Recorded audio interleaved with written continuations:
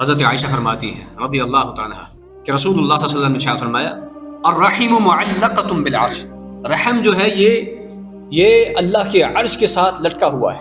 اور یہ کیا کہتا ہے؟ یہ اللہ کے عرش کے ساتھ لٹکا ہوا اتنا اللہ کے قریب ہے کہ اللہ کے عرش کے ساتھ معلق ہوا ہے. اور اس وقت یہ اللہ سے دعا کر رہا ہوتا ہے ہر وقت من وصلنی وصلہ اللہ، اے اللہ جو مجھے ملائے تو اس کو ملا دے، جو رشتہ داروں کے ساتھ جوڑ کے رکھے اے اللہ تو اس کو جوڑ دے، تو اس کو ملا دے.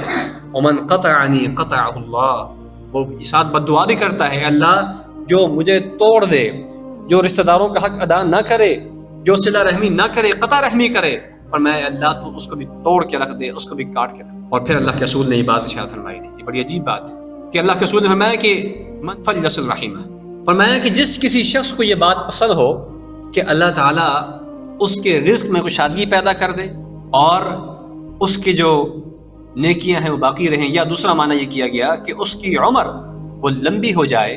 اور یہ ہر انسان کی خواہش ہے، ہر انسان کی خواہش ہے کہ اس کے پاس مال بھی وفر ہو اور اس کی عمر بھی لمبی ہو. فرمایا جس کسی کو یہ دو چیزیں چاہیے اس کو چاہیے کہ فلیصل رحمہ، وہ صلہ رحمی کرے. وہ کیا کرے؟ صلہ رحمی کرے.